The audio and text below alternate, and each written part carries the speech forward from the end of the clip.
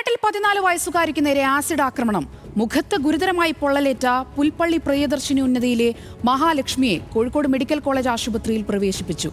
അതിക്രമം നടത്തിയ രാജു ജോസിനെ പോലീസ് പിടികൂടി.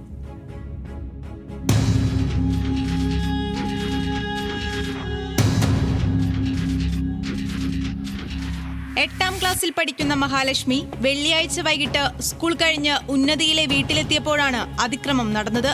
സ്റ്റുഡന്റ് പോലീസ് കേഡറ്റായ കുട്ടിയോട് യൂണിഫോം ആവശ്യപ്പെട്ടാണ് അയൽക്കാരനായ രാജു ജോസ് മഹാലക്ഷ്മിയുടെ വീട്ടിലെത്തിയത്.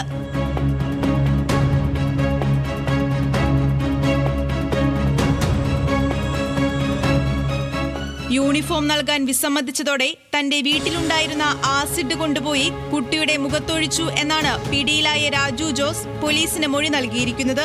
നിലവിളി കേട്ട് ഓടിയെത്തിയ പ്രദേശവാസികളാണ് കുട്ടിയെ ആശുപത്രിയിൽ എത്തിച്ചത്. കൈയിലും മുഖത്തും ഗുരുതരമായി പരിക്കേറ്റ മഹാലക്ഷ്മി കോഴിക്കോട് മെഡിക്കൽ കോളേജ് ആശുപത്രിയിൽ ചികിത്സയിലാണ്. പെങ്കൊച്ചു നോളോടിച്ചോണ്ട് ഓടി വന്നു. ചേച്ചി അച്ഛനെ വിളിക്കുന്ന ആദ്യം പറഞ്ഞു, അത് എന്ന് ചേച്ചി എന്നെ രക്ഷിക്കുന്നു പറഞ്ഞ് നോളോടിച്ചോണ്ട് ഓടി വന്നു. ഞാൻ കുറച്ച് വെള്ളം കോരി മേത്തൊഴിച്ചു. മേത്തല്ല കണ്ണിലേക്ക് ഒഴിച്ചു, കണ്ണിൽ ഒഴിച്ചു, തലയിലും ഒഴിച്ചു. അത് കഴിഞ്ഞപ്പോൾ ചേച്ചി അച്ഛനെ ഒന്നുകൂടെ വിളിക്കുമെന്ന് പറഞ്ഞു. ഞാൻ എന്നിട്ട് അവരെ വിളിച്ചു. ഞാൻ പറഞ്ഞു, നിങ്ങൾ പറഞ്ഞിരിക്കാതെ വേഗം കൊണ്ടുപോകും, സംഭവമൊക്കെ നമുക്ക് പിന്നെ അറിയാം, അപ്പോൾ ഇതിനെ കൊണ്ടുപോയി ആശുപത്രി കാണിക്കാൻ പറഞ്ഞു. അന്നേരത്തേക്ക് നോക്കുമ്പോൾ ഈ പെണ്ണിന് കൈ പിടിച്ചിരിക്കാനൊന്നും പറ്റില്ല ഈ വണ്ടിയിൽ. അത് കണ്ണ് കാണാൻ പറ്റുന്നില്ല, കണ്ണൊക്കെ മൂടിപ്പോയി എന്ന് പറഞ്ഞു. ആ കൊച്ചു തന്നെ ഓടി വരികയായിരുന്നു. അന്നേരമൊക്കെ ഇച്ചിരി വെള്ളമൊക്കെ ഒഴിക്കാൻ എന്തെങ്കിലും പറ്റിയ ആളുണ്ടായിരുന്നെങ്കിൽ. മുഖത്തും കൈക്കുമായി 40% പൊള്ളലേറ്റിട്ടുണ്ട്. പെൺകുട്ടിയുടെ ഇരു കണ്ണുകളുടെയും കാഴ്ച നഷ്ടമായെന്നാണ് ഡോക്ടർമാർ നൽകുന്ന വിവരം. 53-കാരനായ പ്രതി രാജുവിനെ പുൽപ്പള്ളി പോലീസ് വിശദമായി ചോദ്യം ചെയ്യുകയാണ്. റബ്ബർ പാൽ നേർപ്പിക്കാൻ വെച്ചിരുന്ന 1 ലിറ്റർ ആസിഡാണ് ഇയാൾ ഉപയോഗിച്ചത്.